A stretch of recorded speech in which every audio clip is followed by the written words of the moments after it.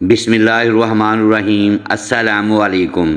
کیا حضرت علی رضی اللہ تعالی عنہ پر سب و شتم، لعنت اور طعنہ زنی کیا جاتا تھا؟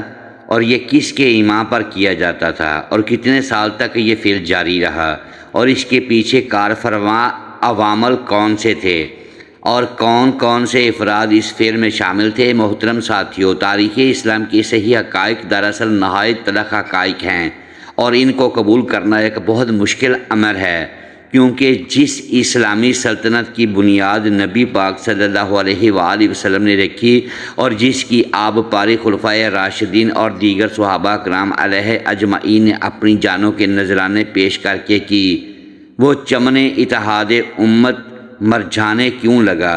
اور نبی پاک صلی اللہ علیہ وآلہ وسلم کے تربیت یافتہ ہدایت اور روشنی کے مینار صحابہ کرام کیوں تھوڑے ہی عرصے کے بعد آپس میں بغض اور عداوتوں کا شکار ہو گئے؟ اس سلسلے کی ایک کڑی مولا کائنات سیدنا علی پر سب و شتم کا ہونا بھی ہے، جو کہ لاتعداد مستند روایات سے ثابت ہے۔ ساتھیو، عربی لفظ سب و شتم کے معنی گالی دینا بھی ہے، کسی کو غلط کہنا بھی ہے، کسی کو کسی بات پر ٹوکنا بھی ہے، کسی کو آڑے ہاتھوں لینا اور تنقید کرنے کو بھی سب کہتے ہیں۔ اہل تشیع کی طرف سے اکثر اوقات یہ بات کہی جاتی ہے کہ حضرت معاویہ نے اپنے گورنروں کو حکم دے رکھا تھا کہ ہر خطبہ میں امیر المومنین علی رضی اللہ تعالی عنہ کو گالیاں دیں اور انہیں برا بھلا کہیں۔ اس کام کو وہ خود بھی کرتے تھے، اپنے ہر خطبے میں سیدنا علی رضی اللہ تعالی عنہ کو برا بھلا کہتے تھے، اور وہ یہ بھی کہتے تھے کہ جب امیر المومنین حضرت علی رضی اللہ تعالی عنہ پر معاویہ ابن ابو سفیان کی طرف سے سب و شتم کرنے کی بات آتی ہے تو تعصب اور ناانصافی سے کام لیتے ہوئے مختلف علماء غلط بہانوں سے معاویہ کا دفاع کرتے تھے، حالانکہ معاویہ نے اس کام کو ایک سنت میں تبدیل کر دیا تھا، لیکن اس کے باوجود یہاں پر لفظ سب و لعن کی توجیہ کرتے ہوئے معاویہ کے دامن پر کوئی دھبا نہیں لگنے دیتے۔ یہ کیسی انسانیت اور کیسا انصاف ہے کہ ممبر سے امیر المومنین علی رضی اللہ تعالی عنہ پر معاویہ کی طرف سے سب و شتم کرنا تو کوئی بات نہیں، لیکن ابو بکر اور عمر پر سب و شتم کرنے سے مسلمان کافر بن جاتا ہے اور اس کی جان و مال اور ناموس سب حلال ہو جاتا ہے۔ کیا علی ابن ابی طالب رسول خدا کے صحابی نہیں تھے؟ کیا علی ابن ابی طالب رسول خدا کے خلیفہ اور جانشین نہیں تھے؟ کیا علی ابن ابی طالب رسول خدا کے داماد اور ان کی بیٹی کے شوہر نہیں تھے؟ علی ابن ابی طالب یہ سب کچھ تھے، تو پھر ان پر سب و لعن کو کیوں شرعی اور قانونی رنگ دیا جاتا ہے؟ اور جو ان پر اس بدعت کا آغاز کرتا ہے اور پھر اس بدعت کو سنت میں تبدیل کر دیتا ہے، اسے کیوں خال المومنین کا لقب دیا جاتا ہے؟ عزیزان گرامی، اہل شیعہ کا یہ اعتراض یقیناً قابل بحث ہے، کیونکہ مولا علی رضی اللہ تعالی عنہ نے فرمایا، اس ذات کی قسم جس نے دانے کو پھاڑ اور روح کو تخلیق کیا، نبی امّی صلی اللہ علیہ وآلہ وسلم نے مجھے بتا دیا تھا کہ میرے علی ابن ابی طالب کے ساتھ مومن کے سوا کوئی محبت نہیں کرے گا اور منافق کے سوا کوئی بغض نہیں رکھے گا۔ علامہ ابن کثیر اور ابن تیمیہ اس کے بارے میں کیا لکھتے ہیں، آئیے جانتے ہیں۔ سب علی کی روایت حکومت امویہ کے زیر نگرانی علاقوں کی مساجد میں تقریباً 65 سال تک جاری رہی، اور یہ روایت معاویہ بن ابو سفیان کے حکم پر جاری ہوئی۔ اس حکم کے تحت علی بن ابی طالب اور ان کے خاندان کو اموی حکومت کی تمام مساجد میں جمعہ کے خطبہ کے دوران میں طعن و تشنیع کا نشانہ بنایا جاتا تھا۔ صحیح مسلم، ابن ماجہ اور ترمذی شریف کی متفقہ حدیث ہے کہ جب معاویہ نے سعد بن ابی وقاص کو گورنر بنایا تو سعد کو حکم دیا اور کہا کہ تمہیں کس چیز نے روکا ہے کہ تم ابو تراب یعنی علی ابن ابی طالب پر سب و شتم نہ کرو؟ اس پر سعد نے کہا، میں نے رسول اللہ صلی اللہ علیہ وآلہ وسلم سے علی کے متعلق 3 ایسے باتیں سنی ہیں جس کے بعد میں کبھی علی پر سب و شتم نہیں کہہ سکتا۔ صحابی سعد بن ابی وقاص نے مندرجہ ذیل 3 وجوہات کا حوالہ دیتے ہوئے حکم ماننے سے عذر کا اظہار کر دیا تھا۔ قرآن کے مطابق علی اہل بیت میں سے ہیں جن کو اللہ نے تمام برے عناصر سے پاک کر دیا ہے۔ پیغمبر اسلام کے مطابق علی کا تعلق ان سے ایسا ہے جیسے ہارون کا تعلق موسیٰ سے تھا، تو ایسی ہستی پر سب و ستم کیسے کر سکتا ہوں؟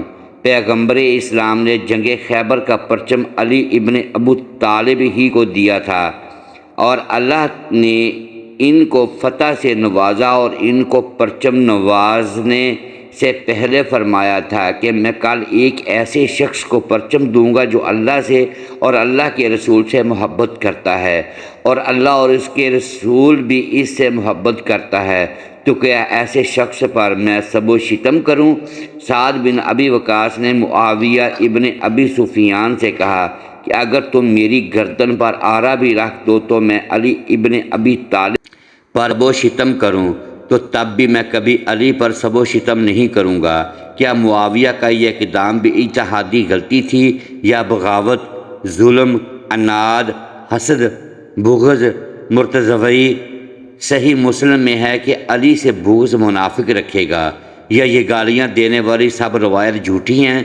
حضرت علی علیہ السلام کو 60 سال تک ممبروں و نشستوں میں وعظ و نصیحت اور خطبہ کے ذریعے اور درس و تدریس کے ذریعے خطبہ اور محدثین کے درمیان برا بھلا کہا جاتا رہا، اور یہ سلسلہ اس قدر مفید و مؤثر ہوا کہ کہتے ہیں کہ ایک دن حجاج بن یوسف نے کسی مرد سے غصہ میں بات کی، اور وہ شخص قبیلہ بنی ازد کا رہنے والا تھا۔ اس نے حجاج بن یوسف کو مخاطب کرتے ہوئے کہا، اے امیر، مجھ سے اس انداز سے بات نہ کرو، ہم بافضیلت لوگوں میں سے ہیں۔ حجاج نے اس کے فضائل کے متعلق سوال کیا۔ اس نے جواب دیا کہ ہمارے فضائل میں سے ایک فضیلت یہ ہے کہ اگر کوئی چاہتا ہے کہ ہم سے تعلقات بڑھائے تو سب سے پہلے ہم اس سے یہ سوال کرتے ہیں کہ کیا وہ ابو طراب کو دوست رکھتا ہے یا نہیں۔ جب عمر بن عبدالعزیز خلیفہ بنے تب انہوں نے سب علی کی روایت کو ختم کیا، تاہم ابن جریر طبرہ لکھتے ہیں کہ سب علی کی یہ روایت خلافت امویہ کے سقوط پر ہی ختم ہو سکی۔ تہذیب التہذیب میں حافظ ابن حجر عسقلانی طبقات الکبریٰ میں ابن سعد اور تاریخ طبرہ میں ابن جریر طبرہ لکھتے ہیں کہ حجاج بن یوسف نے محمد بن قاسم کو لکھا کہ حضرت عطیہ بن سعد اوفی کو طلب کر کے ان سے حضرت علی پر سب و شتم کرنے کا مطالبہ کرو، اور اگر وہ ایسا کرنے سے انکار کر دیں تو ان کو 400 کوڑے لگا کر داڑھی مونڈ دے۔ محمد بن قاسم نے ان کو بلایا اور مطالبہ کیا کہ حضرت علی پر سب و شتم کریں۔ انہوں نے ایسا کرنے سے انکار کر دیا تو محمد بن قاسم نے ان کی داڑھی منڈوا کر 400 کوڑے لگوائے۔ اس واقعہ کے بعد وہ خراسانے چلے گئے۔ وہ حدیث کے سکہ راوی ہیں۔ معاویہ بن ابی سفیان سے ممبروں پر علی بن ابی طالب کو سب کرنے کے حکم سے قبل ایک بار جب شیعان علی نے معاویہ بن ابی سفیان پر سب و شتم کرنے کی کوشش کی تو علی المرتضیٰ نے اپنے اصحاب کو جنگ صفین میں معاویہ کو سب شتم کرنے اور برا بھلا کہنے سے منع فرمایا اور اس عمل کو نہیں کی۔ علی بن ابی طالب کی فوج میں سے حجر بن عدی اور عمر بن حمق نے معاویہ اور اہل شام پر لعنت کی اور برا بھلا کہا، تو مولا علی نے انہیں ایسا کرنے سے روکا تو انہوں نے پوچھا کہ کیا ہم حق پر نہیں؟ جواب دیا کہ ہم حق پر ہیں اور وہ باطل پر ہے، لیکن پھر بھی میں گالم گلوچ کرنے کو پسند نہیں کرتا ہوں، شاید وہ لوگ حق پر آ جائیں۔ مولا علی رضی اللہ تعالی عنہ سے امیر معاویہ کا بغض اور عداوت اس وقت بھی روز و روشن کی طرح عیاں ہو گئی تھی۔ جب مالک اشتر کے شہید ہونے کی خبر معاویہ تک پہنچی تو اس نے خطبہ دیتے ہوئے کہا کہ علی کے 2 بازو تھے، ایک عمار بن یاسر جن کو صفین میں شہید کر دیا گیا اور ایک مالک اشتر جن کو آج قطع کیا جا چکا ہے۔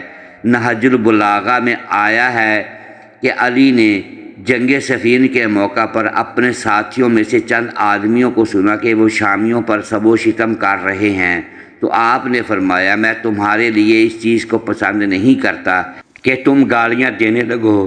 اگر تم ان کے کرتوت کھولو اور ان کے صحیح حالات پیش کرو تو یہ ایک ٹھکانے کی بات اور عذر تمام کرنے کا صحیح طریقہ کار ہوگا۔ تم گالم گلوچ کی بجائے یہ کہو کہ خدایا ہمارا بھی خون محفوظ رکھ اور ان کا بھی، اور ہمارے اور ان کے درمیان میں اصلاح کا صورت پیدا کر اور انہیں گمراہی سے ہدایت کی طرف لا تاکہ حق سے بے خبر حق کو پہچان لے اور گمراہی و سرکشی کے شدائی اس سے اپنا رخ موڑ لیں۔ محترم ناظرین، امید ہے کہ یہ ویڈیو آپ کو پسند آئی ہوگی۔ ایسی اسلامک ویڈیوز کے لیے ویڈیو کو لائک کیجئے اور اپنے اس چینل کو سبسکرائب کر لیں اور بیل آئیکن پریس کر دیں تاکہ ہر نئی آنے والی ویڈیو بروقت آپ تک پہنچ سکے۔ ملتے ہیں اگلی ویڈیو میں، تب تک کے لیے اللہ حافظ۔